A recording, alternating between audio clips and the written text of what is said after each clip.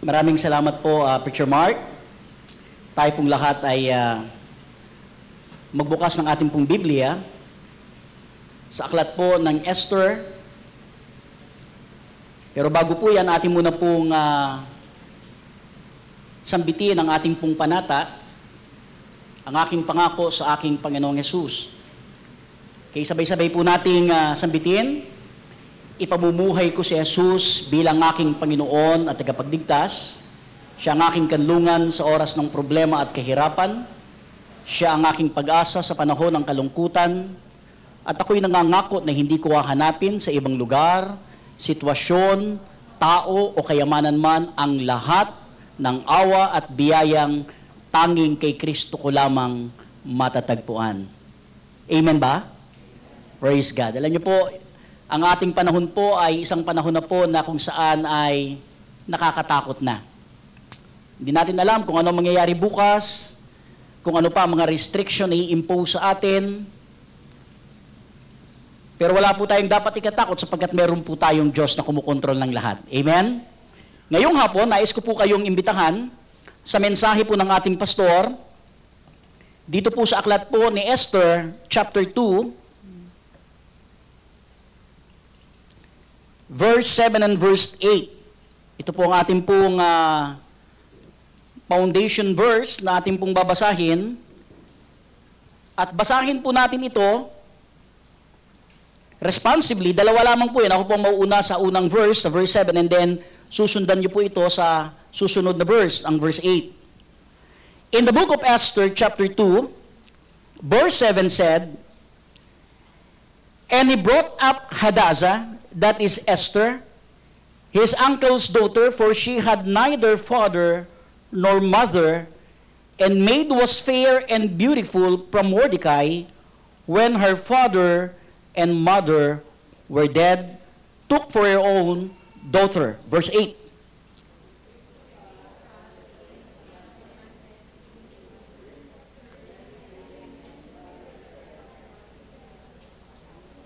To the custody of Hegai, that Esther was brought also to the king's house, to the custody of Hegai, keeper of the women. Manalangin po tayo. Dakilang Diyos, kami po ay nagpapasalamat, nagpupuri sa inyo pong biyaya sa amin. Sa kabila, Panginoon, ng pinagdadaanan po naming malaking krisis, hindi lamang, Panginoon, ng aming bansa, kundi maging ng buong mundo. Tulungan mo kami, O Diyos, na mamuhay kami ayon sa pagkakalikha mo sa amin bilang inyong mga anak, bilang eklesiya, na kami, Panginoon, ay merong mong pabor, na kami, Panginoon, ay merong mong pag-iingat, na kami, Panginoon, ay meron mong tagumpay. Salamat po, O Diyos, sa aming pastor, sa eklesiyang ito, sa patuloy, Panginoon, na pangunguna niya, na kami, Panginoon, ay maging matatag, maging matapang, sa paghakbang sa aming pananampalataya, lalo na, Panginoon, kami po ay dumadaan sa malaking krisis ng buhay. Purihin ka, Banal na Espiritu, kausapin mo kami ngayong hapon. Ito po yung aming dalangin sa pangalan ni Jesus. Amen. Be seated, please. Isa pong munting kaalaman para po sa bawat isa, dahil ang sabi po, kapag may alam, tayo po ay hindi malalamangan. Okay? Alam niyo po ba, mga minamahal, na ang coronavirus ay meron na pong 119,627,569 cases sa buong mundo. At ang total po ng mga nasawi sa pandemyang ito ay umabot na po ng 2,651,985. Ganun na po karami ang namatay o naging biktima ng pandemyang ito. Ang total recovery ay meron pong 96,270,132. Ngayon po sa Pilipinas, mga minamahal, ang total cases na meron po tayo sa Pilipinas ay 612,000. Meron po tayong 547,000 recovery o recovered. At ang nakalulungkot, meron po tayong 12,694 fatalities or death. In Metro Manila alone, meron po tayong 250,000 cases. Pag sinabi po nating Metro Manila, ito po yung ating syudad ng Pasay, kasama ang Parañaque, Maynila, Quezon City, Novaliches, lahat po ng bayan na napapaloob po sa Kalakhang, Maynila o ng Metro Manila, ng NCR. Ang total deaths na po ay 4,826. Ngayon, tignan naman po natin sa Pasay. Ano? Ito po yung update as of March 12 from Pasay Health Information Office. Meron po tayong 735 na active cases. 177 po ang bagong kaso. Kaya pag nakakakita po kayo dyan ng ambulansya, nakakakita po kayo dyan ng mga sasakyan na meron pong DOH or health center, isa lamang pong ibig sabihin yan, ano?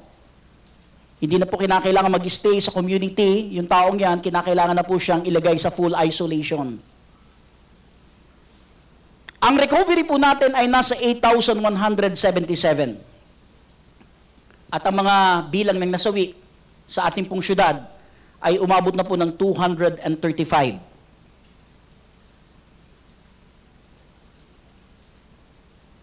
At marami pong barangay, mga minamahal, ang ngayon po ay nasa lockdown status.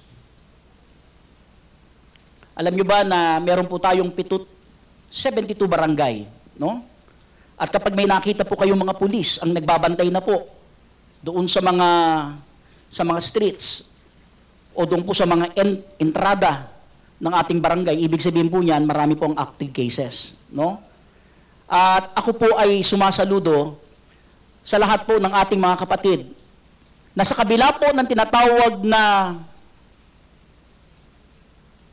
pagiging delikado ng ating panahon, humakbang sa pananampalataya to be here in the church para magkaroon po tayo ng tinatawag na face-to-face worship. Naintindihan po natin sa ating pong mga kapatiran na ngayon po ay nasa YouTube, kayo po ay sumusubaybay via live stream. Naunawaan po natin sapagkat dahil sa mga restriksyon na ini-impose ng ating pong tinatawag na gobyerno, hindi kayo makarating o maaari na rin po sa pag-iingat sapagkat kayo po ay meron pong nararamdaman, meron kayong ubo, meron po kayong sipon, mas okay na po yan, manatili muna po kayo sa bahay. Pero huwag niyong hayaan na yung pananambahan ay ma-missed out ninyo. Kaya nga po, malaking tulong po ang ating pong technology na tayo po ay nagkakaroon po ng ganitong klase ng uri ng pagsamba. Na kahit po sa tinatawag na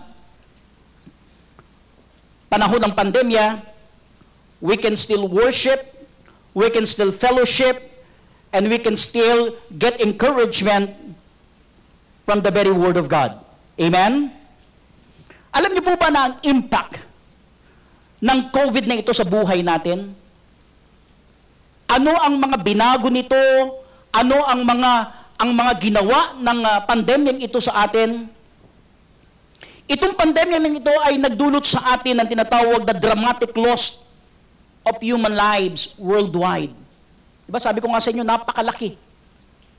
Kung pagsasama-samahin na po yung bilang ng mga nasawi. Nagdala ito ng dramatic loss.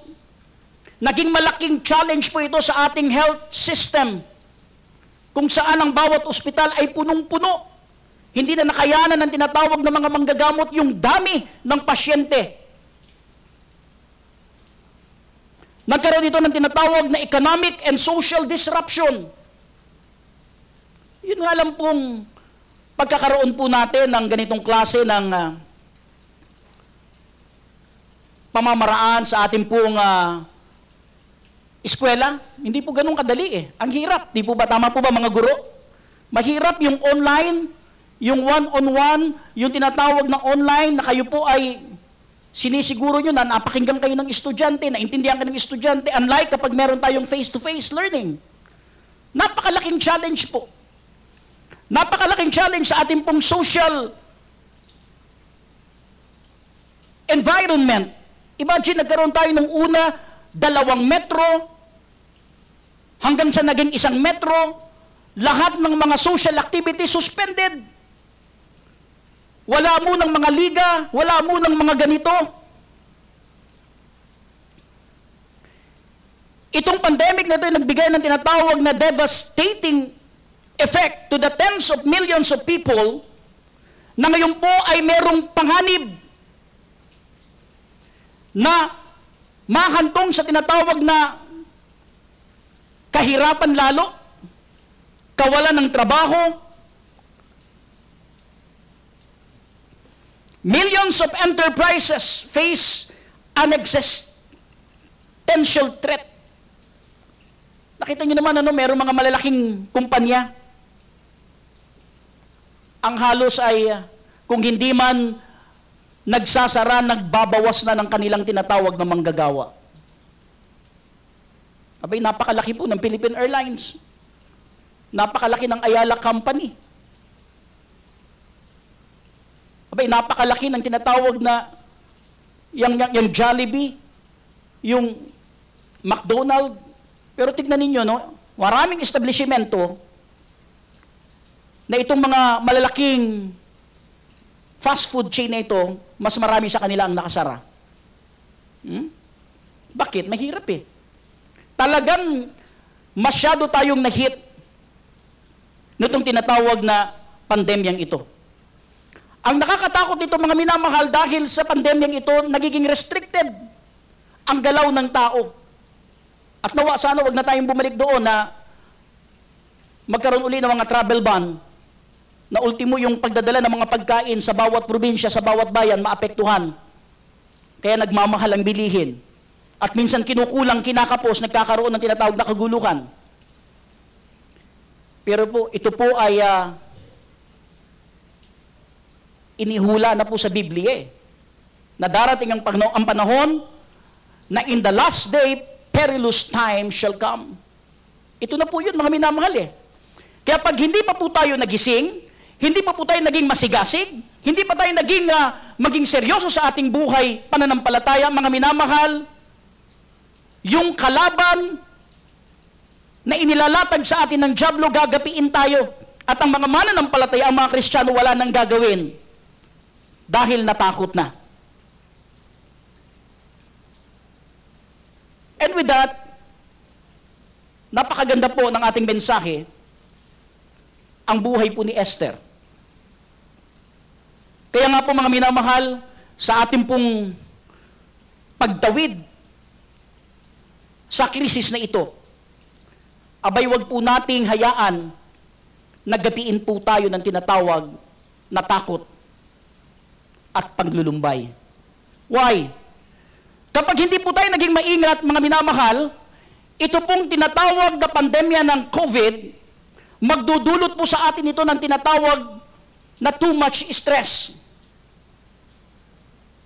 Subukan ninyo kung nararamdaman nyo na po ito. Pag kayo po ay nakararamdam na po ng takot, sabi nga ni Preacher Dante kanina, ang tao ngayon madaling magalit. Napansin nyo yun? Kaya po kami sa kalsada, nagiging maingat kami talagang. Yung bang dahil sa sobra mong pagmamadali, sa sobra mong pag-iingat, pag may nakaharang sa inyo, magagalit ka. Sisigaw ka, mga away ka. Abay, isa po yan sa tinatawag na mga bunga ng stress na dulot ng pandemya. Nararamdaman mo ba na ikaw ay nalulungkot? Na ikaw ay nag-aalala? Bukas ba may trabaho pa ako? Bukas ba may babalikan pa ba akong trabaho? Bukas ba kikita pa kami? Bukas ba makakakain pa ba kami? Kapag nararamdaman mo na yung mga pagbabagong ganito, yung pagbabago sa appetite, nawawalan ka na ng enerhiya, ang desire mo ngayon ay bumababa, Yung mga interest mo, halos wala na. Baka naman tayo, ang interest natin lagi ngayon, nasa gadgets na. No? Mag-ingat po tayo.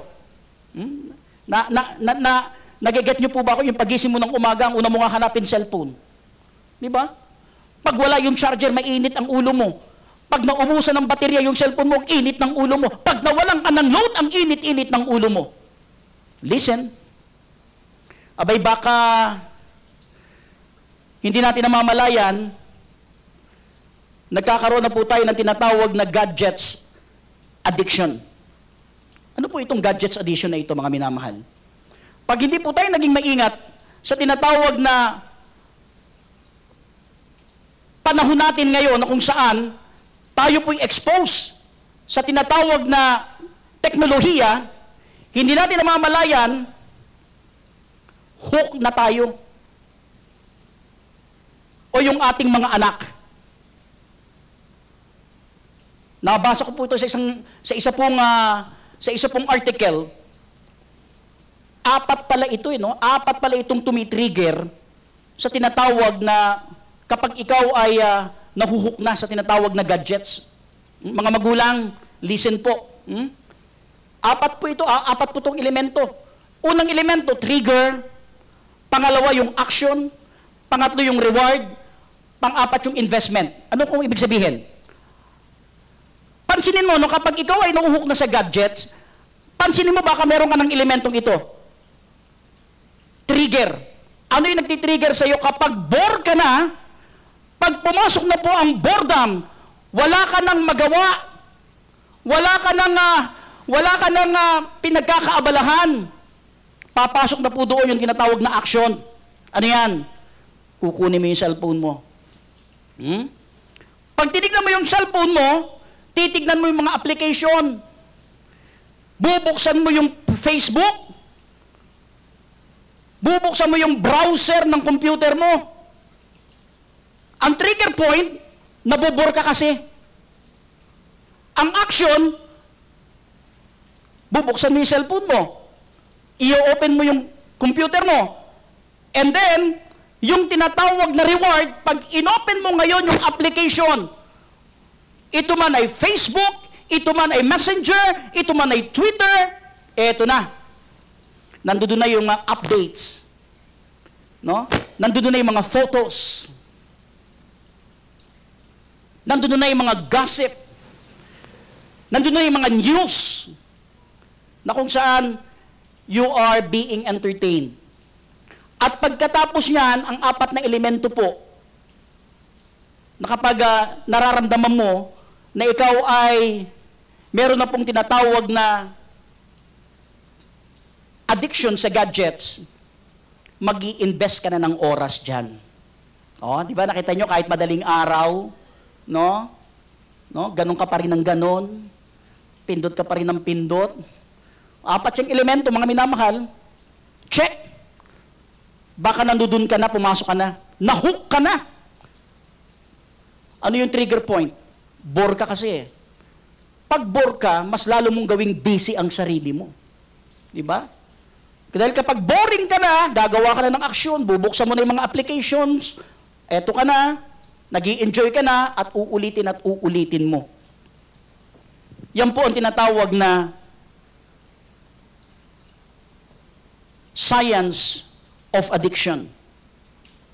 Kaya nga po, mga minamahal, talagang nung nakikita ko yan, I make it a point na yung aking mga anak, mabigyan ko ng activity.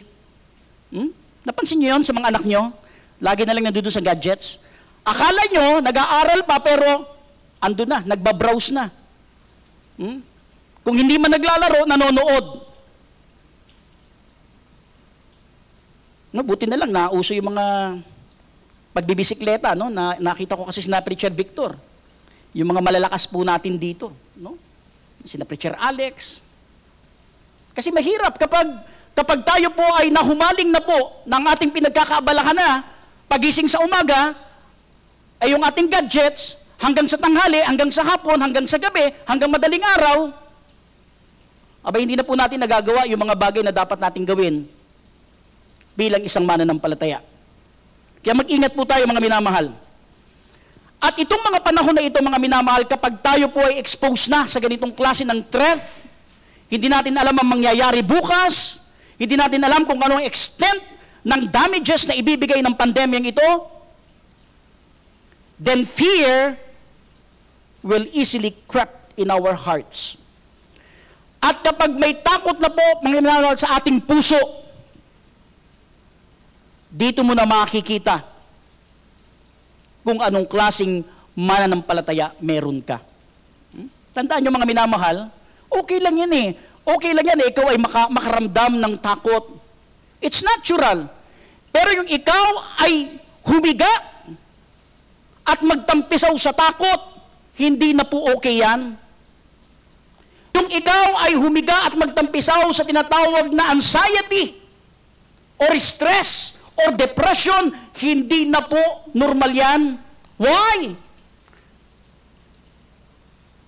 When you have someone who is bigger than our problem, you cannot be depressed. Tama?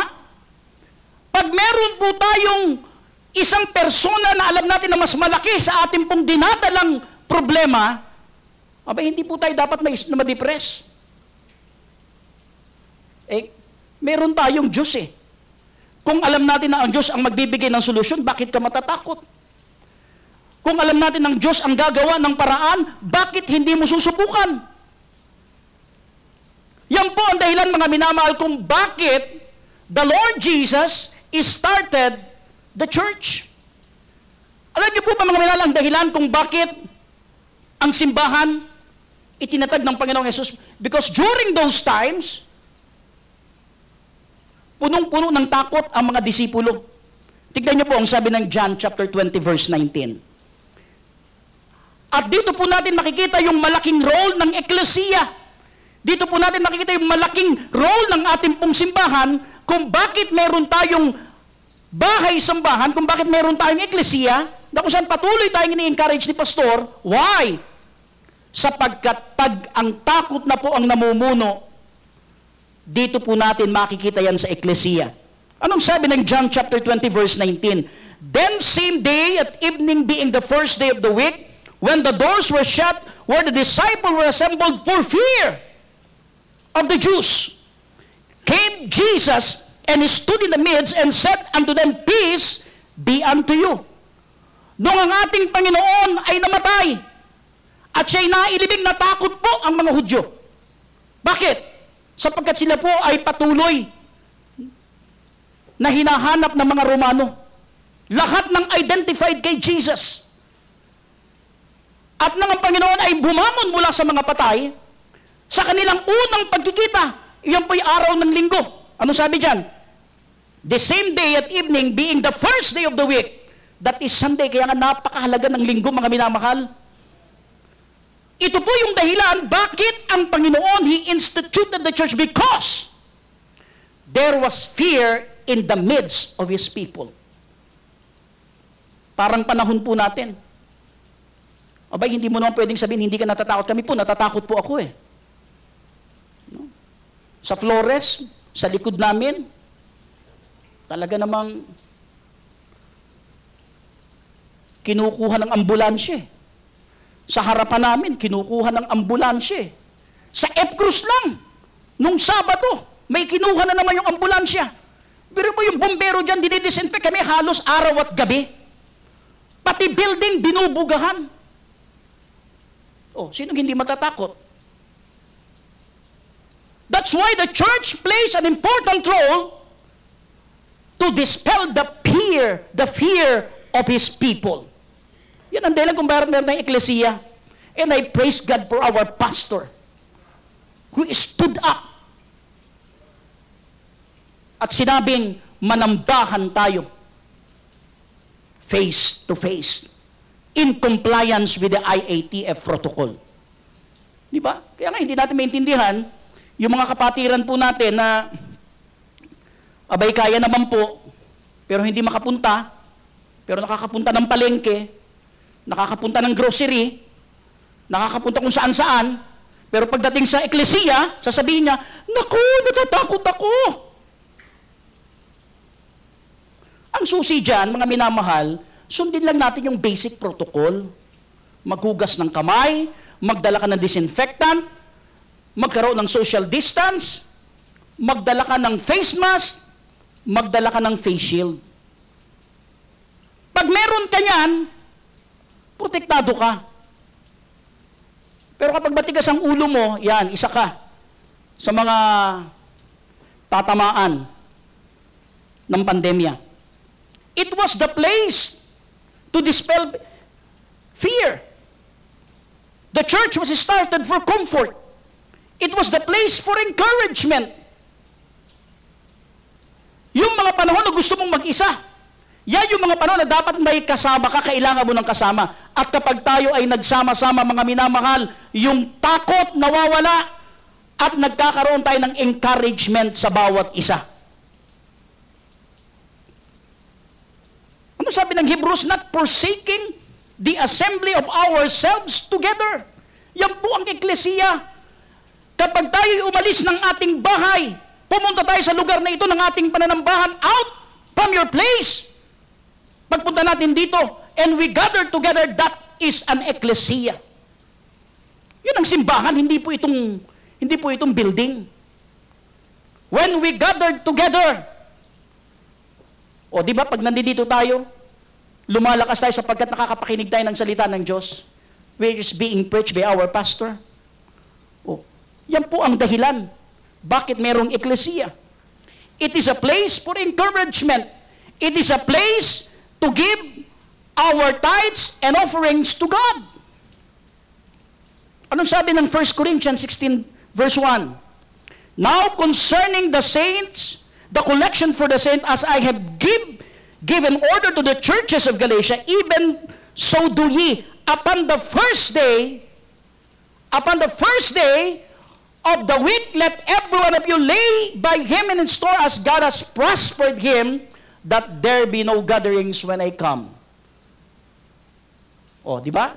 Sabi sa atin ng ating pastor, kapag tayo ay nasa simbahan, at ikaw po ay pumupunta rito, at inilalagak mo yung iyong kaloob na pagbabalik, dahil pinagpala ka ng Panginoon, nagaganap po natin ang layunin ng eklesiya. It is a place for maturing, mga minamahal. Ang eklesiya po ay isang lugar, ay lugar na in-institute ng Panginoon upang ang kanyang mananampalataya, upang ang kanyang mga anak ay lumago. Huwag natin gawing dahilan yung pandemya. Huwag natin gawing dahilan yung lockdown para tayo na may pagkakataon na magdala ng kaluluwa sa Panginoon ay mahadlangan. Nang humanga ako kay Preacher Edgar, gumagawa siya ng tinatawag na platform sa Facebook. Nag-o-open siya ng live chat. Iniimbitahan niya ang kanyang mga kaibigan, ang kanyang mga kamag-anak, nagkukumustahan sila. Kumusta na kayo dyan? Then after that, ibabahagi niya ang mensahe ng kaligtasan. Nakita niyo mga nan, maraming paraan upang ang ating gawain na pag-aakay ng kaluluwa ay madala po natin. Natatakot kang lumabas. Okay, given. O bakit hindi mo gamitin ang internet mo? Amen? It is a place of maturing.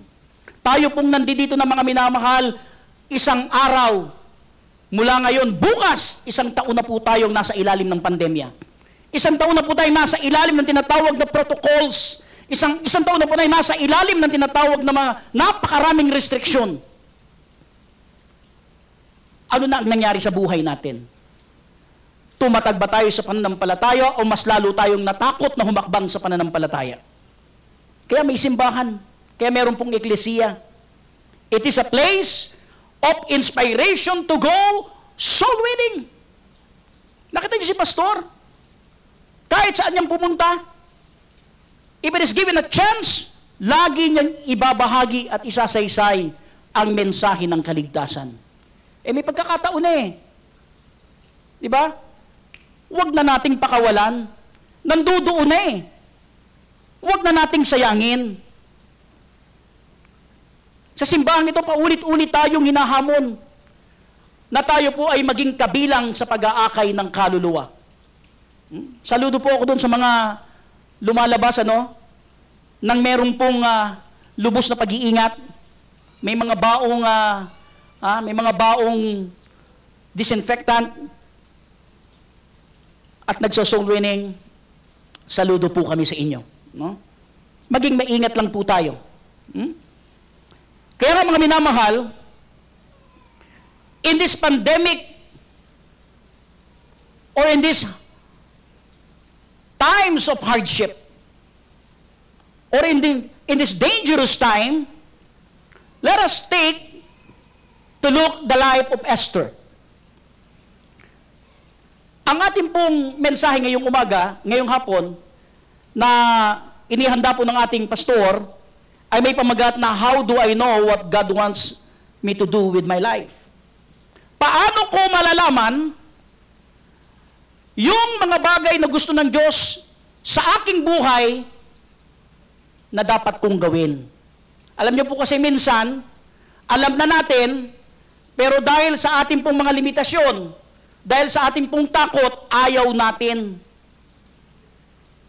Ayaw nating subukan, ayaw nating humakbang, ayaw nating gawin. Kaya nga dito po sa ating pong binasa kay Esther, and he brought up Hadassah, that is Esther, his uncle's daughter, for she had neither father nor mother, and the maid was fair and beautiful, whom Mordecai, when her father and mother were dead, took for his own daughter. Ito po si Mordecai. At narito po si Esther, which name Hadassah. Ang tatay po ni Esther, at ang nanay niya po ay namatay na. At ito po si Mordecai, kinuha niya po si Esther, at inari niyang parang kanyang anak. Alam niyo po mga minamahal, our pastor, Pastor Joey, are very committed in helping our lives, which is, I'm very grateful, to succeed in every key area of our lives in the next 10 years. Di ba malimit yung napapakinggan? A decade of destiny. Sa camp, ginawa po natin ito. Why? Sapagkat nais po ng ating pastor na makuha po natin, maabot po natin yung tinatawag na destiny na isinet sa atin ng Panginoon, bawat isa sa atin. Ibig sabihin yan, mga minamahal, succeeding in our health, succeeding in our spirituality, succeeding emotionally, succeeding financially, and succeeding relationally. Why? Sapagkat ang layunin po ng Diyos sa ating buhay, ang bawat isa sa atin ay magtagumpay. Hindi po ninais ng Diyos na ang bawat isa sa atin ay maging talunan, no! Hindi niya po tayo dinisenyo sa ganong klase at uri ng buhay. Kaya nga po, anong sabi ng John chapter 10 verse 10? Ito po ang gusto ng Panginoon sa atin eh. The thief cometh not, but for to steal. Tignan nyo, ang magnanakaw, pumunta yan para ano? Magnakaw, pumatay, at manira. Pero nung sabi ng Panginoon, I am come that they might have life. Sino po ito? Tayo po ito. Ito po ang bawat kaanib ng eklesiya. That they might have life and that they might have it more abundantly. Ito po ang layon ng Diyos sa atin eh. Hindi po ninais ng Diyos na tayo po ay maging talunan. God wants us to be a victor. God wants us to be the head and not be the tail. Yan po ang layon ng Diyos. Kaya nga ngayong hapon, I praise God, we are given this topic about Esther. Because the very true, the very purpose, gusto ng ating pastor, mag-succeed po tayo sa aspeto ng ating buhay. Ang ganda po ng mensahe ni Preacher Dante kanina. Di ba? Iyon po kasi ang pasakali eh. Ito po yung kasunod noon eh. Pag hindi po balansyado ang buhay natin, mentally, emotionally, physically, spiritually, then, mahihirapan po tayong makita yung plano ng Diyos sa ating buhay. Kasi nga po, ang gusto ng Panginoon, magtagumpay tayo. Kapag ikaw ay matibay sa iyong tinatawag na kalusugan, o sinong makikinabang, tayo po, mas hahaba ang ating panahon sa paglilingkod sa gawain ng Panginoon. Kapag tayo po ay matagumpay spiritually, walang anumang krisis ng buhay ang hindi natin kayang tawirin. Bakit? Malakas ang ating pananampalataya. Kapag tayo ay matibay emotionally, anumang problema sa ating buhay, kaya nating itawid. Ano man ang problema natin financially, dahil may pagtitiwala tayo sa Diyos, hindi tayo nawawala ng pag-asa. Di ba sabi ng Nescafe, babangon tayo? Hindi ba kayo nagtataka, itong si COVID, di ba? Akala niya pang Miss Universe eh. May South African variant, merong UK variant. Gusto yata ng COVID, lahat ng bansa may representative. Hindi niyo ba napansin yun? Gusto yata lahat ng bansa may... Why? To dispel fear. Sabi ni Pastor, gusto niya ng bawat isa sa atin ay maging matagumpay. To succeed in our career, praise God. Amen? To succeed in our family, praise God and praise God. Gusto niya ang bawat pamilya magtagumpay. Kasi ang unang inaatake ng dyablo ang pamilya. Kapag ang pamilya ay matibay, kapag ang pamilya ay matatag, kahit anong problema niyan, tatayo at tatayo ang pamilyang yan. No, kaya nga meron tayong family conference. Amen. Ilan na po ba ang kwadro ninyo? No? Marami ng kwadro? Amen? Yan po yung ating pong palatandaan kung paano tayo itinawid ng Panginoon bilang pamilya. Nakaanib ng eklesiyang ito. Sa biyaya ng Panginoon, nais ng ating pastor na yung ating mga taon ng buhay ay mapaghandaan po natin. Bakit? Hindi po tayo nilalang ng Panginoon just to take up space. Hindi po tayo matter lang. Di ba? Nauupo lang dyan. Hihinga lang dyan. At pagkatapos mamamatay. No. Ang Diyos po ay may plano sa atin at ang kanyang layunin sa atin ay magkaroon po tayo ng isang magandang bukas. Jeremiah 29 verse 11. Ang tanong, paano po natin malalaman kung ano ang Diyos, kung ano ang gusto ng Diyos na ginagawa natin sa ating buhay? Dapat po nating makita yung 4 area or 4 key, 4 na susi sa ating buhay. Yan po yung makita natin yung area of our finances. Hindi ba kayo nagtataka na si Pastor? Laging ina-emphasize to. Why? Because our pastor wanted that every individual, every member of this church ay maging financially blessed. Out of debt. Gusto niyo ba yun? Di ba? Yung wala kang liabilities, wala kang iniisip na mga liabilities, na mga bayarin. That is our pastor's prayer. At nakita po natin yan sa kanyang buhay. Gusto ng ating pastor, hindi lamang po tayo maging financially blessed, kung hindi tayo rin po ay maging healthy. Nakita niyo si pastor yung kanyang lifestyle? No? Why? Dahil gusto ni pastor na ma-enjoy niya pa yung mga susunod pa nating generation. O di ba tayo? Yan din naman ang pangarap natin eh. No? Kahit naman po ako eh. No? Bilang tatay, yan din po ang pangarap ko eh. Na makita ko po, bagamat laging sininong moreng, laging nagbibiro eh. No? Pero gusto po namin yung pag dumating po yung tamang panahon, di ba? Yung bang yung mga anak mo ay magpapamilya na rin. Gusto ko rin ma-enjoy po yun eh. And I thank God for our pastor for leading us the way kung paano siya nagpapahalaga sa kanyang kalusugan. At ang pangatlo po, ay yung pong patuloy na paggabay niya sa atin kung paano natin ginaganap yung mga programang isineset niya po sa atin.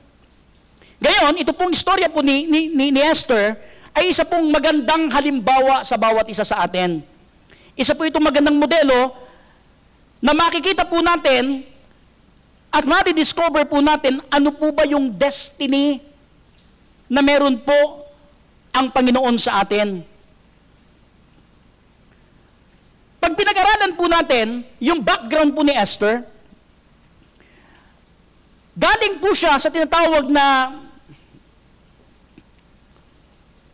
panahon na kung saan namamayani po ang Persian Empire. No? Siguro kung napanood nyo yung Spartan, no? Si King Leonidas, kung napanood nyo yan, that was happened and that was event on the Battle of Thermopylae. Napakalaki po ng Persian Empire. Ang lawak ng kanyang nasasakop, napakalawak.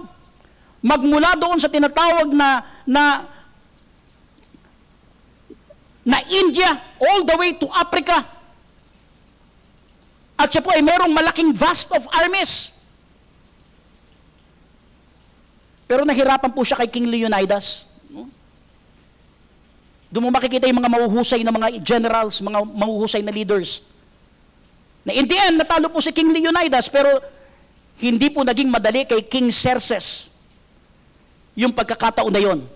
And during that time, in the reign of Persian Empire, na ito po'y sinimulan po ni Cyrus the Great, na kung saan sinundan po siya ni Darius, na yung anak po ni Darius, na pangasawa po ngayon, itong si Xerxes. At siya po yung naging kahalili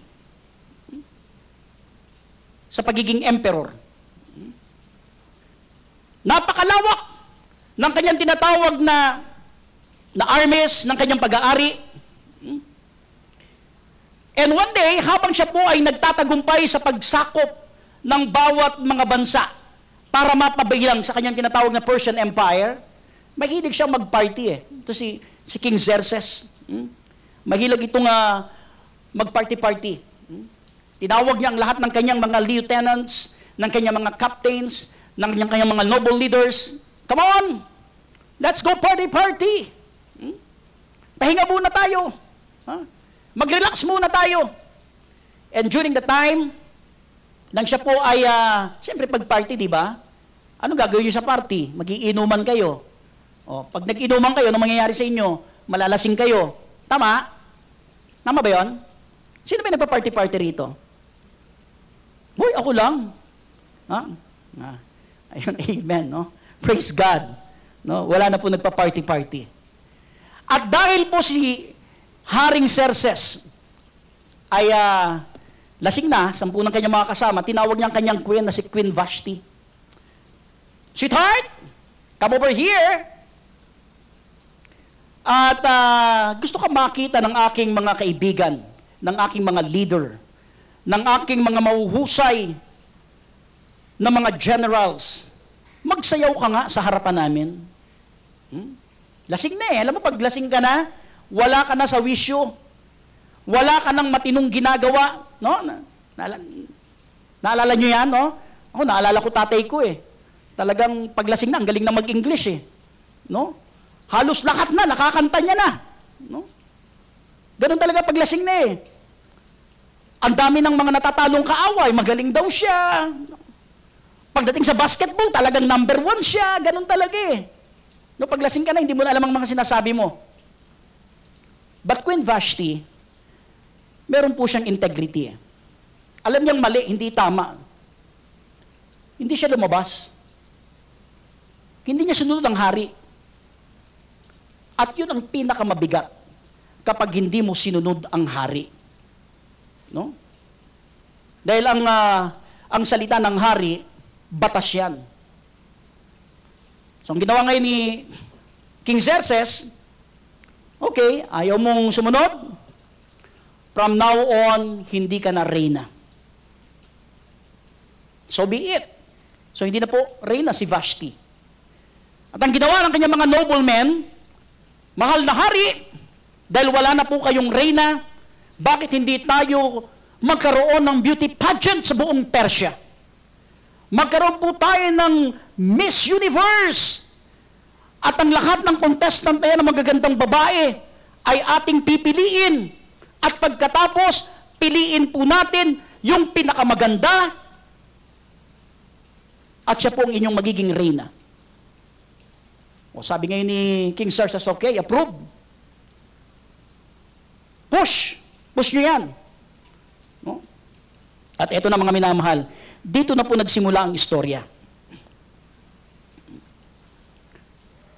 Meron pong isang manager na humahawak po ng lahat po ng mga kandidata.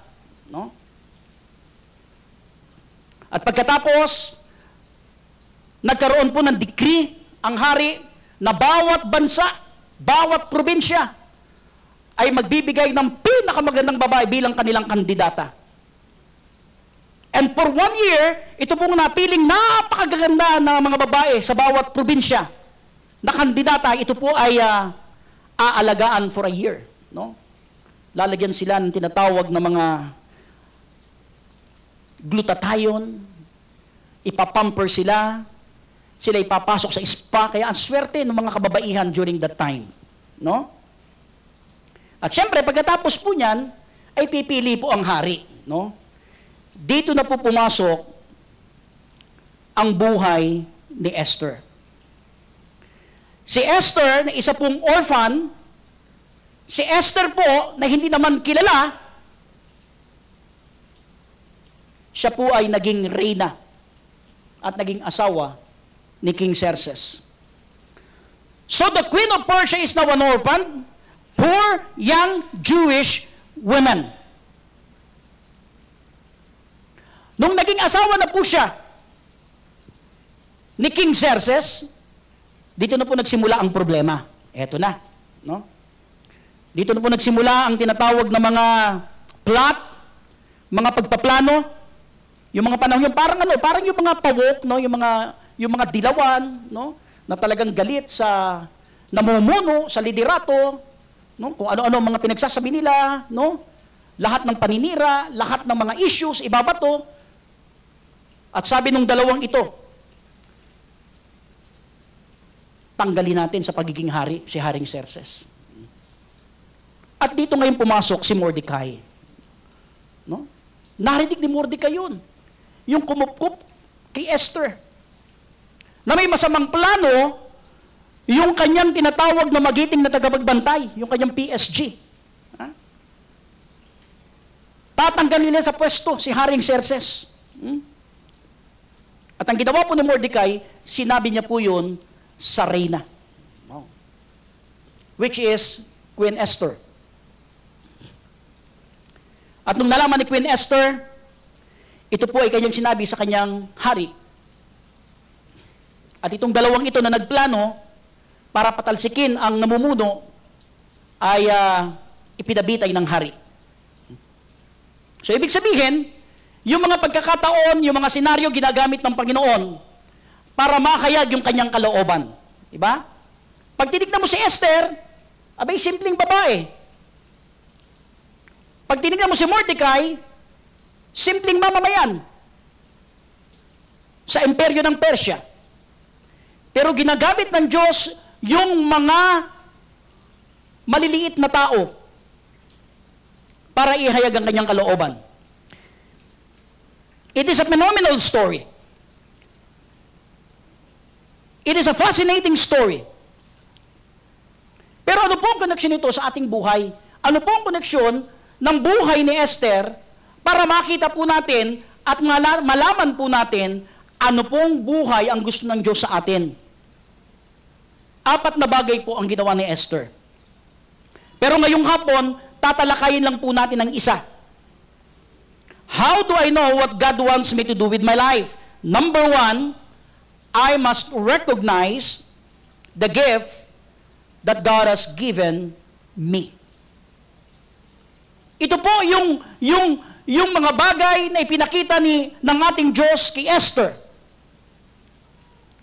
Kung bakit yung buhay ni Esther ay naging isang napakagandang halimbawa ng tagumpay sa aklat po ng Biblia. No? Kung paano niya po nailigtas yung angkan ng tinatawag ng mga Hudyo sa panganib na sila po ay lilipunin during that time. Walang pinagkaiba sa ating panahon, mga minamahal. Mari ang panahon po natin ay hindi katulad po ng panahon ni Esther, pero ganun din po yan eh. May panganib din po na tayo po ay malipol eh. Kapag hindi tayo naging maingat, dahil walang pinipili po ang pandemyang ito, ang COVID-19. Esther recognized the gift God has given her.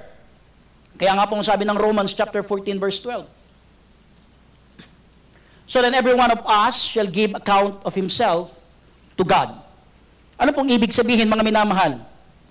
Ito po yung tinatawag na mga kaloob ng Diyos sa atin. Ito po yung kaloob na ibinigay ng Diyos sa atin according to His sovereignty. Ito po yung mga bagay na meron tayo and why you and I are existing. Marami po ng bagay sa buhay natin na hindi po natin pinlano. Amen? Hindi natin kontrolado. Hindi natin pinili ang ating mga magulang, hindi natin pinili ang ating background, hindi natin pinili ang ating nationality. Hindi natin napili kung saan tayo ipapanganak, kung kailan tayo ipapanganak. Hindi natin pinili yung mga natural talents na meron tayo. Hindi natin napili kung ano yung kulay ng buhok natin, pero ngayon talagang nakukulayan eh. Pero wala tayong kontrol po dyan, mga minamahal. Maraming bagay po sa ating buhay, wala po tayong kontrol. But God gave us individual and a different shape. No? Kayo po, naalala nyo po yung ating pong Sunday school lesson, di ba? Yung shape. What is S? Is spiritual gift. What I am gifted to do for the service of the King. Ano ang spiritual gift mo? H stands for heart. What do I love to do? Ano yung saan ako nag-i-enjoy na gawin ito kahit abutin ka ng umaga? A is for abilities. What I am and can be good at. Di ba? Lahat tayo may mga kanya-kanyang abilidad. P is for personality. Baring magkakaiba po tayo ng personalidad, pero ang mga personalidad niyan ay pwede nating gamitin sa gawain ng Panginoon. And E is experiences. May kanya-kanya tayong experiences. Magkakaiba ang ating mga experience, pero itong ating shape, ito po ang nagpapatunay na wala tayong katulad kahit kanino man sa mundong ito. God never makes a clone. God never makes a copy. Katulad ng snowflakes, isa lang po yan.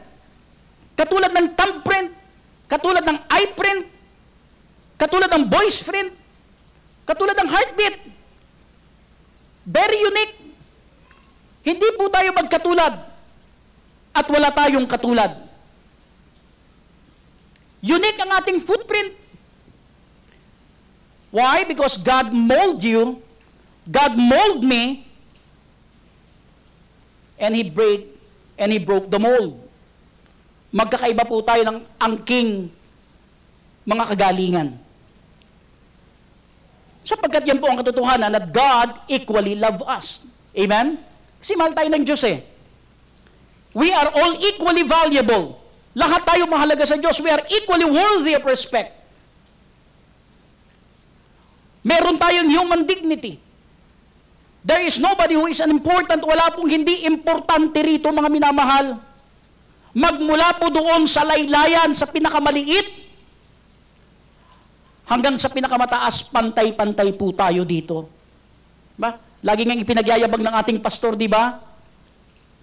Meron tayong mga engineer, meron tayong mga doktor, meron tayong mga accountant, meron tayong mga professionals. Pagdating ng mission conference, maghuhugas ng plato, magsisilbi, pantay-pantay. We are equally worthy of respect. We are not all equal. We're all in different places. We are not all equal in education. But we are equal and equally loved by God.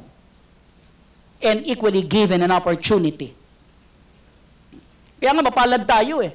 Nasa Pilipinas tayo. Subukan nyo kung nandun tayo sa pinakamahirap na bansa. No?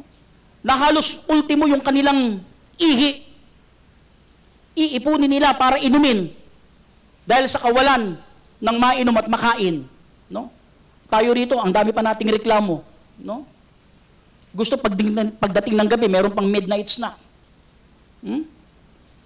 Kaya nga, mga minamahal, the Bible never say that life is fair. Amen? In fact, that's why one day God is going to settle the score. Wag po kayong masaktan. Kung halimbawa ang pakiramdam nyo parang unfair sa inyo ang sitwasyon. No! Isang araw, lahat ng yan ay magkakaroon ng kasagutan. Life is not fair here because this is not heaven. This is earth. Abay kung lahat po nandito na po sa lupa, ano pa ang silbi ng langit? Tama? Kaya nga po yung langit ang siyang pinakakaasam-asam ng bawat mananampalataya dahil dito sa lupa makararanas po tayo ng mga unfairness. Unfairness of treatment. That's why God gave us a different gift. Hindi po tayo accountable, mga minamahal, doon sa gift na wala po tayo.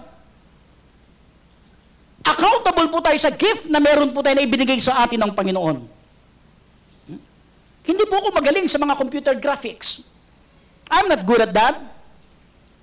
I'm trying to be, pero hindi po ako katulad ng iba na magaling, na mahusay. I'm not good at Photoshop, Illustrator, CorelDRAW, etc. Hindi ako marunong yun eh. Inaaral ko siya, talaga namang, pero iba talaga yung mga mahilig, mahusay talaga, may mga taong ganyan, mahilig at mahusay. Meron ng classmate si Aldrich, lahat ng ipagawa ko sa kanya, kaya niyang gawin eh. Sabi ko, sana maging katulad ako neto. I was never good in sports. Hindi nga po ako marunong mag-basketball eh. No? Nahiya nga ako sa dalawa kong anak eh. Pag nagkukwentuhan kami, hindi ako makasabay. Kasi sila mga basketball fanatics. No? Sila ni na Norman, hindi ako makasabay. I'm not good on some automotive things. Hindi katulad ni na Preacher Moreng, Preacher Ramil, Preacher Dante. Pagdating sa automotive, ang gagaling ng mga yan. I'm not good at that. Hindi ako katulad ni Preacher Rene na ang galing sa handicrafts at mga civil works. Maring ganun ka rin. Pero ginagaranti ako sa iyo, may angking kagalingan ka na wala sila. Na ikaw lang ang meron at pinagkatiwala sa iyo ng Diyos yan. Hindi ako kasing galing ni Preacher Victor na talagang mahusay sa lahat po ng mga vehicles natin sa church. No, talaga na, nakita ko, dinala yung regalo ni Sister Nonet, no? Yung Saraw Jeepney, no? Kaya kahit sa bisikleta, ang galing yan eh. Ni Preacher Victor, talagang yan ang malakas. No? Lodi po namin yan, no? Sunod si Preacher Mark. Sunod si Preacher Alex. Sunod si Preacher Ramil, no? Ang kulelat po si Brother Bernie. Pero bago maging kulelat, ako, no? Pero sumasabay kami dyan. Maaaring hindi tayo kasing talento ng iba, pero mga minamahal, the truth is, we are not accountable doon sa mga gift na wala po tayo. Kaya huwag kang manghinayang, huwag kang malungkot, huwag kang mainggit, hindi ka accountable doon sa mga angking galing na meron sila. Accountable tayo doon sa mga angking galing, abilidad na meron at ibinigay sa atin ng Panginoon. Pag Pagdating natin sa langit, hindi naman tatanungin ng Panginoon eh. Oh, kumusta na? Ha? Hanggang saan na narating mo? Hindi naman tatanungin ng Panginoon yun eh. Oh, ilan na nagawa mong sasakyan? Oh, ano na nagawa mong pagpapaganda? Hindi po yun ang tatanungin ng Panginoon sa atin eh. Ang tatanungin ng Panginoon, ano ang ginawa mo sa talent na ibinigay ko sa iyo? Hindi tatanungin ng Panginoon kung ano yung galing na meron ng nanay mo, ang tatay mo, ang kapatid mo, ang kapitbahay mo, ang kapatiran mo. God is not going to compare you to anybody else. He's going to compare you to you. Ikukumpara ka ng Diyos, ikukumpara ako ng Diyos sa iyong sarili at sa aking sarili. Kung magaling ka sa pagmemekaniko, kung magaling ka sa pag-aayos, kung magaling ka sa paggamit ng computer, designer ka man, IT ka man, magaling ka sa pag-awit, magaling ka sa pagtugtog, magaling ka sa pagtuturo, magaling ka sa pakikipag-usap, pagluluto, paglilinis, skilled ka na karpentero, tubero, mason, electrical, mechanical, yun ang hahanapin sa iyo ng Diyos. He's going to say, what did you do with what you were given? Kaya nga sabi ng Romans 14:12, di ba kanina? Every one of us shall give account of himself to God. Ibig sabihin, each of us will have to give a personal account to God. You're not going to give an account for anybody or anybody else but by ourselves. Listen, what we consider limitation in our lives are actually part of giftedness. Eto na tayo, no? Siguro ang iisipin mo, hindi naman kasi ako kasing galing ni Zia tumugtog ng piano. Hindi naman kasi ako kasing husay ni Brother Fidel na umawit at magbigay ng kanyang tinatawag na voice as a bass. We have limitations, amen? Ako nga, inaamin ko yun talagang as aspire to be, ina-aspire ko rin na marunong akong bumasa ng nota. When God decides what He wants you to do with your life, what He creates you for, what your destiny is, He gives you both assets and limitations. It is not just good things. Maaaring iniisip mo yung kahinaan mo, yung kakulangan mo. Tignan niyo po mga minamahal, ha? Tignan natin ang buhay ni Esther. In order for us to realize, we need God, and you can't do it without Him, or else you would think you are your own. Pag inisip po natin mga minamahal, na magaling na tayo at hindi na natin kailangan ng Diyos, abay mahihirapan po tayo. Tignan nyo ha. Let's start with Esther's liability. Ikumpara natin sa ating liability. Tignan nyo. Number one, liability na meron po si Esther, na pwedeng gamitin ng Diyos for our own good. Number one liability is sadness. Anong sabi ng verse 7? And he brought up Hadassah, that is Esther, his uncle's daughter, for she had neither father nor mother. Ibig sabihin, si Esther wala na pong kinalakihang mga magulang. Abay, masakit yun di ba? Alam nyo, kagabi, galing po kami sa funeral. We made a program na hinayaan po namin yung mga anak ay magsalita. Sabi ko sa kanila, why don't you give some words na alam nyong nagpapaalala ng kabutihan ng inyong tatay? Alam mo sabi ng isang anak, umiyak siya eh. Sabi niya, nagsisisi ako eh. Kasi may mga time, nakasalubong ko yung tatay ko. Gusto ko siyang yakapin, pero hindi ko siya mayakap kasi nga, siraulo ako eh. Kasi nga, pasaway ako eh. Baka pagalitan lang ako ng tatay ko eh. Ngayon, ang tatay ko wala na, sabi niya. Gusto ko man siyang yakapin, hindi niya na mararamdaman. Alam niyo, mahirap po pag nawalan ka ng mahal sa buhay eh, tama? Sino rito nakaranas na? Ang hirap na ikaw ay mawalan ng pinakamamahal mo sa buhay. Kaya po ngayon, ang Blue Ridge, tayo po ay nakikiramay at sumasama sa kalungkutan sa kanila. Sapagkat si Bishop Baliega po ay isang patriarka ng pananampalataya na ngayon po ay umuwi na sa Panginoon. Mahirap po yun eh. Yung mawalan ka ng mahal sa buhay, mawalan ka ng tatay, ng nanay, ng kapatid, masakit yun eh. Iba yung bigat, lalo na kapag itong taong tumahal mo. Alam mo, sabi ng mga anak niya, ipagyayabang ko lang ang tatay ko. Kung paano lahat ng pangangailangan namin, pinrovide niya. Ganun ang tatay eh, di ba? Lahat gagawin para i-provide yung pangangailangan ng pamilya. Pero sabi nila, hindi ko alam kung pagkatapos nito, at hindi na namin makita si tatay, na nakaupo sa lamesa, na nakaupo sa sopa, hindi namin alam. Mahirap.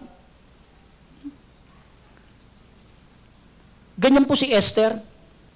Mahirap yung mamimiss mo yung mga magagandang panahon nakasama mo yung tatay mo.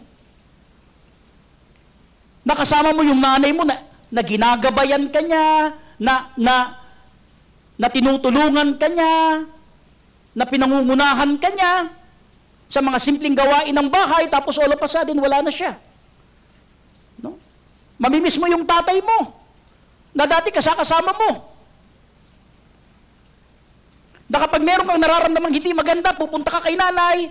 Kapag ikaw ay nakaranas ng pang-aapi o may inangaway, pupunta ka kay tatay. Pero si Esther wala nang ganun eh, mga minamahal. But listen, like Esther, it could be instrumental to being adopted by someone whom the Lord will use to make His great plan for the nation of Israel to come to pass. Ibig sabihin, mga minamahal, yung pagiging malungkot, yung pagkakaroon ng sadness sa buhay po ni Esther, ginamit ng Diyos yun upang yung plano ng Diyos sa bansang Israel ay maganap. Ganon din po sa atin, mga minamahal. Yung kalungkutan na meron ka, gagamitin yan ng Diyos. Subukan mo, pag ikaw nag-counsel, dumaan ka sa mga ganyang klase na mga pinagdadaanan na meron sila, napaka-effective mo. Tama? Napaka-effective mo. Subukan mo, di ba? O, kayo mga nawalan ng trabaho, di ba? Pag meron tayong kapatiran na nawalan ng trabaho, subukan mo, kausapin mo siya, at ipakita mo sa kanya yung naging attitude mo kahit nawalan ka ng trabaho, pero ikaw ay nagtiwala sa Panginoon. Nai-encourage siya eh. Tama? Kaya napakahalaga, mga minamahal, yung mga liabilities na meron po tayo, gagamitin po yan ng Diyos. Ano po ang nagdudulot sa iyo ng kalungkutan? Ano ang nagbibigay sa iyo ng tinatawag na bigat ng damdamin? Instead of wallowing up in depression, why not use it, how you overcame it, and then share it with others? Share it with others. Hindi yung malungkot ka na nga, mag-iisa ka pa, aalis ka pa, lalayo ka pa, nasaan ang pabor sa iyo ng Panginoon? Inilalayo mo yung sarili mo doon sa pabor ng Diyos. Inilalayo mo yung sarili mo doon sa pag-iingat ng Diyos. Inilalayo mo ang sarili mo doon sa pagpapala ng Diyos. Pag dumarating ang kalungkutan sa buhay mo, mas lalo kang maging malapit sa Diyos. Amen? Abay, huwag po natin isipin, akala natin tayo lang nakakaranas niyan. Pag nakikita natin yung mga Mga preachers natin, akala nyo hindi dumadaan yan. Dumadaan po yan, mga minamahal. Nag-aalala din yan sa kanilang pamilya. Nag-aalala din yan sa kanilang mga trabaho. Nag-aalala din yan. Pero dahil meron tayong Diyos na humahawak ng pag-asa ng ating buhay, tumatayo at naninindigan itong mga kapatiran nating ito. Huwag mong si Doc Henry nga lang, di ba? Kung titignan mo, akala mo, parang walang pinagdadaanan eh. Naalala niyo ba nung nagsalita siya rito? Di ba? 5 milyon yun. Ikaw, nalugi ka lang na 5,000, nagwawala ka na eh. Hindi mo na alam ang gagawin mo. Pero tignan mo, no, parang hindi nawala ng 5 million. May Diyos eh. Di ba? When you have someone who is bigger than your problem, then you cannot be depressed. Mas malaki ang Diyos natin eh. Di ba? Lahat naman po tayo nag-aalala eh. Kaya ang kainaman, meron tayong eklesiya, meron tayong pastor na nag-aalis ng takot sapagkat may salita ng Diyos, may pag-asa. Amen?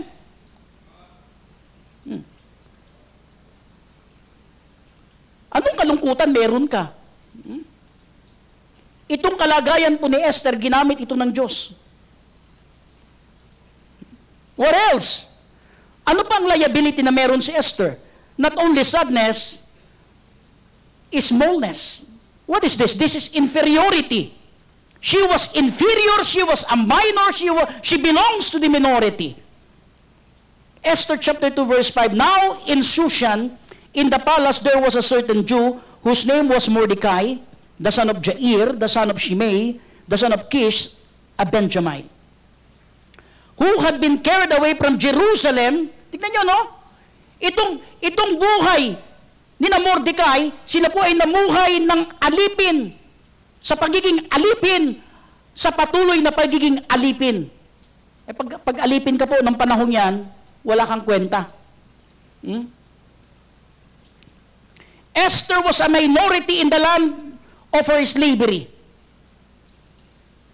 She was a Jew living in Persia, so she is minority. Yung race niya is lesser in number, lesser in influence, lesser in strength.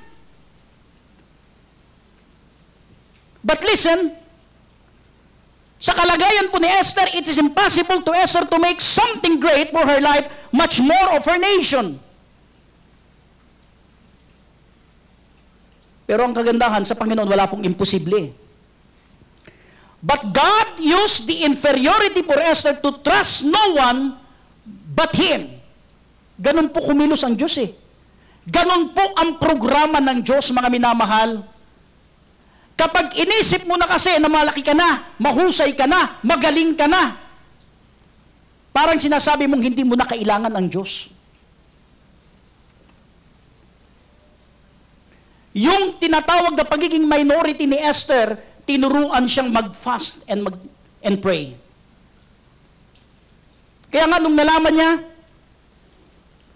kay Mordecai na itong alalay ng hari ay may planong patayin ang lahat ng Hudyo, itong si Haman, at dumating sila sa panahon na talagang parang napaka-imposible na. They will be annihilated. Genocide ito eh. Dahil lamang doon kay Mordecai, pag dumadaan si Haman, hindi siya sumusunod. Hindi siya nagbabow down. Tinanong niya, ba't hindi ka sumusunod?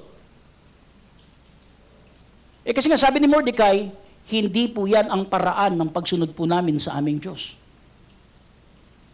Nagalit si Haman. O sabi niya sa hari, mahal na hari, pwede po ba gumawa ka ng decree na yung lahat ng kaaway ng Persia, itong mga Hudyong ito, ay lipulin po natin. Nagpakita siya ng mga ebidensya. Ito, hindi po sumusunod to. Ano sabi ng hari? O sige, gumawa ka ng decree. Tatatakan ko yan ng aking singsing. And it is about to be executed. I-execute na po yung plano eh. So nalaman po ni Esther. yung pagiging minority niya, mga minamahal, tinuruan siya na manalig sa Panginoon.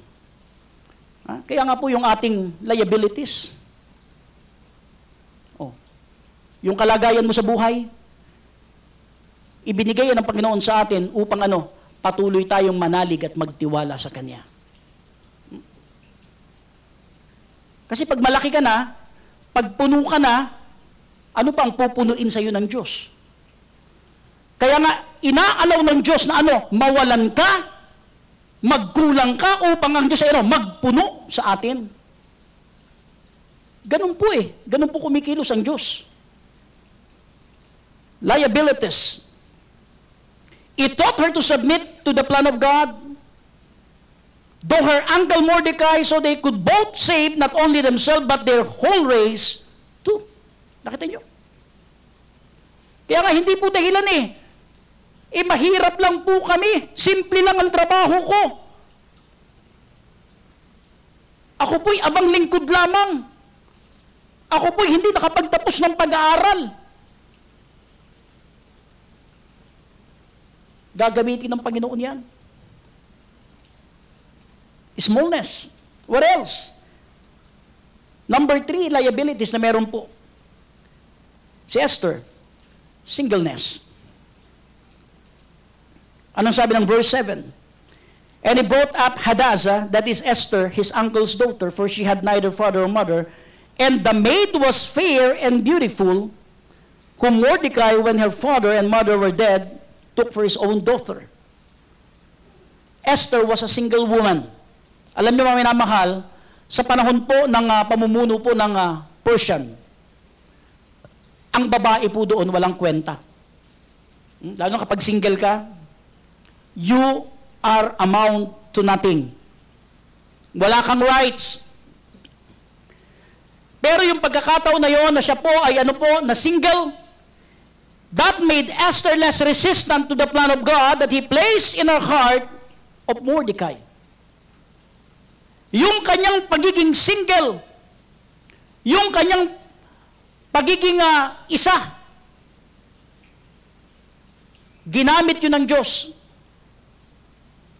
upang yung plano ng Diyos ay maganap sa bansang Israel. Anong sabi ni Esther? Wala namang mawawala magpapagamit na ako. Nothing to lose, but all to gain. If I will submit to God, then God prosper her obedience and submission. Again, not only for herself, but for her people. Maaaring mahirap po ang nag-iisa, lalo na po yung mga masyado na pong na-inlove sa gawain ng Panginoon. Tuloy lang, sige lang. Meron nga kaming guro Kayong mga nag-aral sa Pasay City West High School, di ba? Nung pumasok po kami roon, meron po kaming naging guro na si Binibining Aslarona. Nung ako po ay dumalaw sa Pasay City West High School, hanggang ngayon po si Binibining Aslarona pa rin. Abay, pero pag tinignan mo siya, naging master teacher, naging head teacher, ganun po Yung pagiging single nyo po, abay gagamitin ng Panginoon yan para mas lalo kang makapaglingkod ng mas malawak sa Panginoon. Kami mga may asawa, hindi po kami ganun Kasi meron na rin po kami mga ministry Kaya nga, ang sarap alalahanin, one time, nakausap ko yung ating pong mga dating kasama. Sabi, ang sarap, nung panahon natin, inuumaga tayo, sa pagpa-practice, inuumaga tayo sa pag-aayos. Hindi nyo na po inaabot yun Kami rito, pagdating ng Sabado, talaga namang tuwang-tuwa kami na pinakikintab po namin yung flooring Binubunot namin yan Pag merong concert ng choir, talaga namang inaabot kami ng umaga. Dahil maya-maya na, kakanta na kami, pero yung iba tinatahi pa yung damit. Na pagdating ng hapon, kami pupunta sa bawat kalye, kami ay magso-soul winning, inaabot kami ng ulan, inaabot kami ng baha, inaabot kami ng tirik ng araw. Pero kapag ikaw ay may pamilya na, hindi na ganun kaalwan yung mga panahon, ang mga oras na pwede mong maibigay.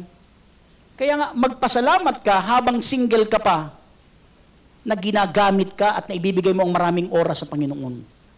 Huwag kang mag-alala. Darating din yan. No? Tama, Sister Helen? Sister Helen nga, easy lang, oh. Ilan taong ka na, sis? 57! 3 taon na lang! Senior na! Nakita niyo ba siya nag-alala? May face mask na, naka-lipstick pa, no? Ganun ang naglilingkod sa Panginoon. Laging masaya. Na-miss niya, ang tagal nating nagkaroon ng lockdown eh. Walang masakyan, magmula Taguig eh. Kahit ako na-miss ko siya eh. Nasanay ako, nakikita ko di ba, lagi naglilinis. For how many months lockdown tayo? Ano nangyari kay sister? Akala ko na COVID na eh. Hindi sir, ano lang po, walang masakyan. Pero nakikita mo oh. Pag nakita niyo every Saturday, naku po, yung sigla niya na maglinis, magayos. Sister, para kang si Esther. Huwag kang mag-alala. Makakatagpo ka rin ng Haring Xerxes sa buhay mo.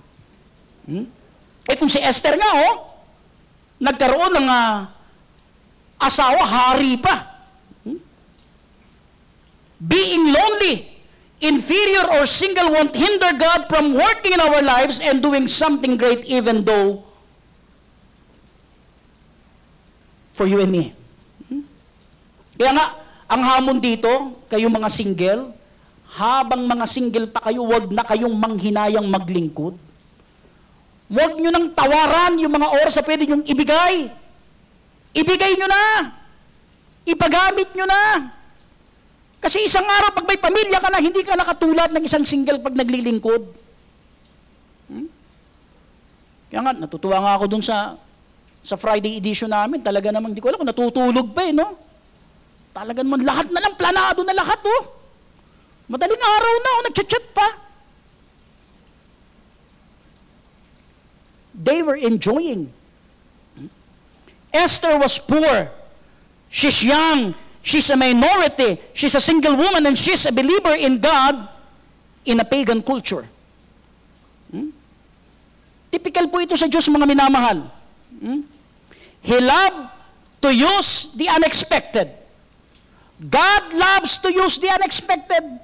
Yung mga tinitignan mong parang walang magagawa, yun ang ginagamit ng Panginoon. Ano sabi ng 1 Corinthians? The base and base things of the world and things which are despised, God has chosen, yea, the things which are not, to bring forth things that are, that no flesh should glory in His presence. Kaya nga, ang ginagamit ng Panginoon, yung mga simple, para hindi magyabang. Kasi ipapaalala ng Diyos saan ka ba galing. Galing ka dito, huwag kang maging mayabang. Amen? Eto na po yung mga liabilities niya. Yung liabilities ni Esther, meron tayo. Sadness, singleness, smallness, or being a minor. Then let's look on the asset that God can use for our success. Ano po ang merong asset? Ang asset na meron po, si Esther. Number 1. Anong sabi doon? Balikan natin ng verse 7. And he brought up Hadassah, that is Esther, his uncle's daughter, for she had neither father nor mother, and the maid was fair. What is that? Intelligence. Number 1 asset na meron po si Esther, intelligence. Ibig sabihin, Esther was smart. He was very, very smart. She's intelligent. Pag sinabi po nating intelligent, ibig sabihin, hindi naman po ibig sabihin, kasing talino tayo ni Einstein, hindi po. Pag sinabi nating intelligence, hindi laging napakarami mong alam about information, about technology, about something. No. Pag sinabi po natin smart, it is also knowing what to do with what you know. Pag sinabi mong smarte, alam mong gawin yung bagay na dapat mong gawin. Amen? O, alam mong tama ang sumamba.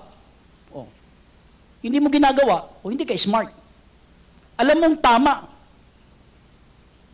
ang mag-akay ng kaluluwa. Hindi mo ginagawa. O, hindi ka smart. Alam mong tama na dapat na maging malakas sa pananampalataya. Pero ikaw, nagpapatalo ka sa problema. Hindi ka smart. Pag sinabi po nating smart, it is knowing the right things to do with what comes to your attentions. Yung alam mong dapat mong gawin, ginagawa mo kaagad. Hindi ka na inuutusan. Smart po yun. It is knowing how to listen to sound and godly advice. Yung bang alam mo na yung tama, sinabi na sa iyo yung magandang payo, hindi mo pa rin sinunod. Pag sinabing smart, yun ang ginagawa mo. Salamat po, pastor. Salamat po, preacher. Salamat po, sis. It is knowing how to prepare herself and her spirit for the occasion at hand. Alam mo nang bukas ay pananambahan. Abay, bakit ka pa magpupuyat? Sabi nga ng preacher Dante, di ba? Inuumaga ka na, pagkatapos pagdating sa pananambahan, gaganong-ganon ka. Oh, hindi ka smarte. It is knowing how to behave yourself before God and human authorities to gain favor. O, nakita nyo? Nung nakita, nung tagapamahala, doon sa tinatawag na paghahanap ng mga magagandang kababaihan, nakakita ng pabor si Esther. Esther is extremely smart. She listens to Mordecai's advice. Dapat ganon. Kapag sinabi ni pastor, para yan sa kabutihan mo. Pag sinabi ni pastorya, para yan sa ikagaganda mo. Pag sinabi ni pastor, para yan sa ikatatagumpay mo. At kapag ikaw ay nakikinig kay pastor, hindi imposible na hindi magtagumpay ang buhay mo. Bakit ganyan ang buhay natin? Matigas ang ulo natin eh.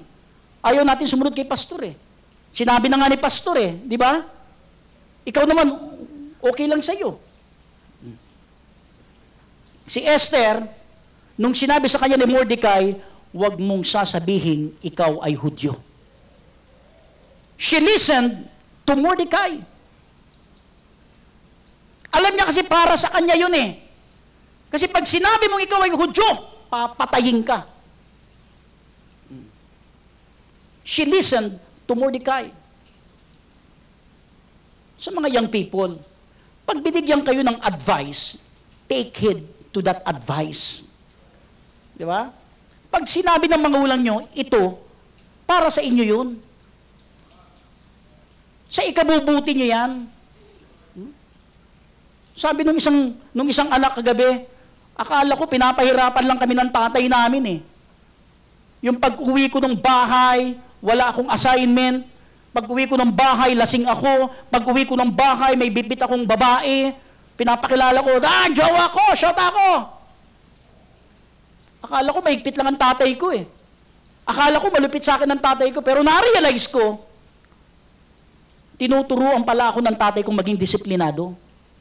Na-realize ko na tinuturuan ako ng tatay kong maging responsable. Na unahin ko muna ang pag-aaral. Na iwasan ko ang bisyo. Ito mo, no? Yung ironic, kung kailan wala na, tsaka mo na-appreciate, hindi ka na maririnig yun eh. No, kaya tayo, habang buhay pa yung ating mga magulang, Abay, kung hindi naman mahirap para sa iyo ang bumiyahe, at wala namang mga restriksyon, kung may panahon, puntahan mo na. Baka isang araw, hindi mo na siya abutan. At iiyak ka at sasabihin mong, Nay naman, ang daya mo. Ba't di mo ko inantay? Di ba? May bibigay pa naman sana ako sa iyo. May ginagawa pa naman sana ako sa iyo. Ba't di mo ko inantay?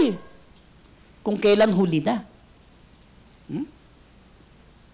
Hanggat kaya pa natin, puntahan natin. Gawin natin. Ibigay na natin. Dahil yung mga yan, yung mga magulang natin, hindi magpapayo yan ng ipapapahamak natin. Much more ang ating pastor.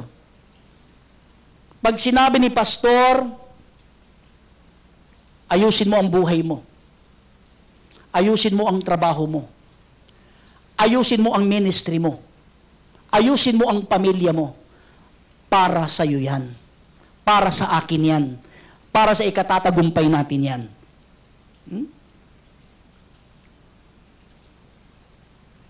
Gawin mo yung ginawa ni Esther. Maging smarte tayo, mga minamahal. Maging intelihente tayo. Yung alam nating tama, gawin natin. Huwag na nating i-reverse. Huwag na nating kontrahin. Huwag na nating i-revise. Alam nating tama eh. Yun ang tama.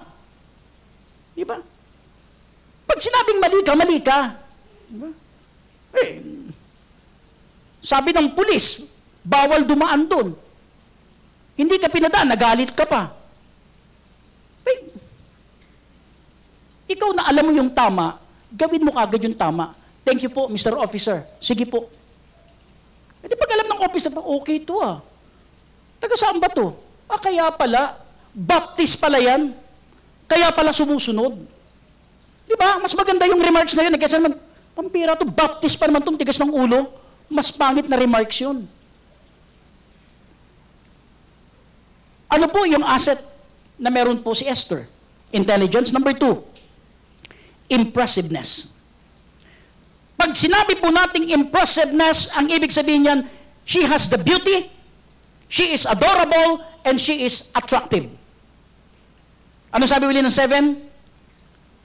And he bought up Hadassah, that is Esther, his uncle's daughter, for she had neither father nor mother, and the maid was fair and beautiful. Esther was attractive. She's a looker. Obviously, she made a finalist. Kaya nga napili siya.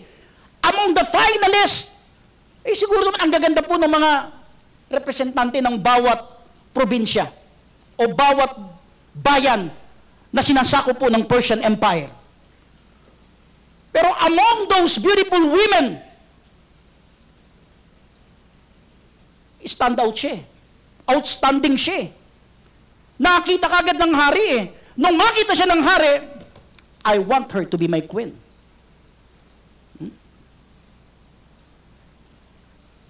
That's why, nung finalist pa lang siya, napili na kaagad siya. O sige, finalist ka na. Binigyan na kaagad siya ng ng magandang treatment. Pinampered na kaagad siya. Upang ihanda siya doon sa pagharap niya sa hari. Mari sabihin mo, hindi naman ako beauty queen, sir. Yes. But if you have the heart like Esther, pareho lang yun. We will become an outstanding sa trabaho, sa community, sa eskwela, o kung saan nasaan ka man. Kapag meron tayong puso na katulad ng puso ni Esther, yun ang hinahanap ng Panginoon. This beauty will radiate from the inside out, a kind of beauty that lasts a lot longer than the physical beauty. And that's the kind of beauty coming from the Spirit of God within us. Subukan mo, di ba? Dahil smarte ka, dahil impressive ka, napapansin ka kaagad eh. Di ba? O, subukan nyo sa eskwela. O kayo mga estudyante, di ba? Sa trabaho. Pag ginagalingan mo yung gawa mo, yung trabaho mo, napapansin ka ng boss mo, iba talaga to. Sino nasa isip ng boss? Kapag may mga promotion, ikaw kaagad ang unang nasa isip niya. Subukan mo, pasaway ka. Alam mo, nasa isip ng boss, pag nagkaroon to ng offense, tanggal to. Di ba ang pangit na remarks ng ganon? Esther was attractive. Mga minamahal, ito po ang kailangan po natin sa ating panahon. Abay, ipakita po natin, we are attractive. We are adorable. Yung pagdating sa trabaho, hahanapin ka. Pag absent ka, hahanapin ka. Pag wala ka sa eskwela, hahanapin ka. Pagdating sa community, hahanapin ka. Why? Impress sila sa atin eh. Si Esther, minor. Di ba? Pero impress sa kanya ang hari. Mga minamahal, ito po ang kailangan ng Diyos. Ito dapat ang buhay na meron tayo. Nai-impress ba natin yung workplace natin? Nai-impress ba natin yung community natin? Nai-impress ba natin yung eskwela natin, yung klase natin? Hey, listen! Dapat ito po tayo eh. Yung galing na meron ka, yung husay na meron ka, dapat napapansin yan. Kung merong, sabi nga ni Pastor, di ba? Kung merong pinakamagaling sa trabaho, dapat ikaw yun. Kung merong magaling sa eskwela, dapat kasama ka doon. Hindi yung, kung merong pasaway, ikaw ang pasaway. Diba? Esther was attractive. Kaya nga, kahit po sa pag-aakay ng kaluluwa, mga minamahal, malimit, sinasabi po sa atin yan ng ating pastor, yan na Preacher Dante, di ba? Abay, kung may pagkakataon na tayo po ay makapag-aakay ng kaluluwa, abay, maging maayos ka naman sa pananamit. Di ba? Mag-toothbrush ka naman. Naalala nyo, sabi ni Brother Sofio, galit na galit siya pagpasok niya ng bahay. Di ba? Bakit amoy pupo dito? Pagpunta niya ng sala, hindi ka ba naamoy ito? Amoy pupo dito, amoy pupo sa veranda, amoy pupo sa sala. Pagdating sa kusina, amoy pupo. Ano ba ginagawa niyo? Galit na galit siya. Sabi nung kasambahay niya, Boss, sir, tanggalin niyo po kasi yung face mask niyo. Yun ang dahilan eh. Di ba? Abay, pag tayo po ay makikipag-usap, abay, yung hygiene naman natin, di ba? Kasama po yan eh. Eh, sa trabaho, gusto mong ikaw kaagad ay matanggap sa mga interview. Eh, pagkatapos yung suot mo naman, yung hygiene mo naman, di ba? Doon palang bagsak ka na eh. Impress natin sila. Nung araw, alam niyo po, nung kami mga young people, no? Ang kampi lang nung araw, 350. Ha? Ibang estudyante kami nung araw na yun eh. Sabi ni Preacher Rene, sumama kayo sa camp. I-sponsoran ko kayo. Amen.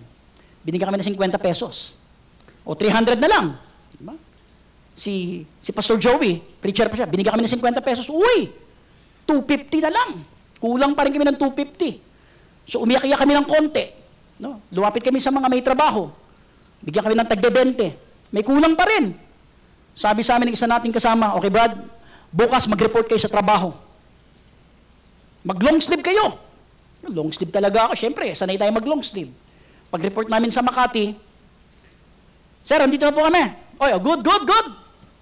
Tay, andito na po tay. Paglabas ng tatay, mayroong mga balde ng pintura.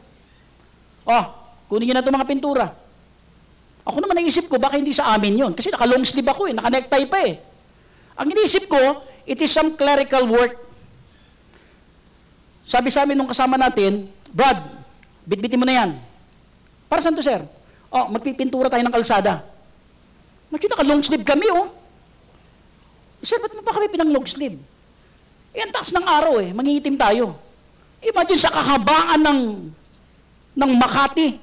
Pag nakita nyo yung mga parking doon na may mga pintura, kami nagpipintura niyan. No? Ganun kami noon, nung araw. Sa pagnanais lamang naming makasama ng camp. Gusto namin ma-impress eh. Sabi ko, baka maganda yung trabaho natin ito. Sige, naka-long sleeve pa eh. Yung pala, magpipintura lang kami ng kalsada. Why? First impressions last. Nadala ko yan, mga minamahal, kahit nung ako nagtatrabaho na. Nadala ko yan sa trabaho. Na kapag ikaw ay nakadamit ng maayos, meron kang magandang hygiene, iba ang dating yan. Oh? Nung araw, di ba? Nakasakay na ba kayo ng bus? Naabutan nyo pa ba yung JD? Yung JD Transit? Yung, ano ba yung color blue? Meron pa niya mga bus na ganyan di ba? Yung bang, pag sumakay ka ng bus, bibigyan ka ng ticket. One time, nag-improve kami noon. Sabi ko, magbabarong ako ngayon. Kasi yan ang kinakalakihan namin sa young people eh. Kinakailangan maayos kang manamit. Barong ako noon, short barong, ganda. Noon, ina-army roll pa nung araw eh. Binababad pa ng nanay ko yan sa may gawgaw. Pagkatapos, ibibilad yan. Pagkatapos, paplanshin. Ang tigas niyan. Wala pa yung mga nyagara na yan. Ang tawag nung araw, army roll. Ganong katindi. Sa sobrang pagpapa-impress ko, pag-akyat ko ng bus, lumapit sa akin yung konduktora. Binigay sa akin yung ticket. Nagulat ako eh. Yung buong ticket, akala inspector ako eh. Kasi nung araw may inspector pa eh. Chichikin kung tama. Kasi ganun po ang training namin.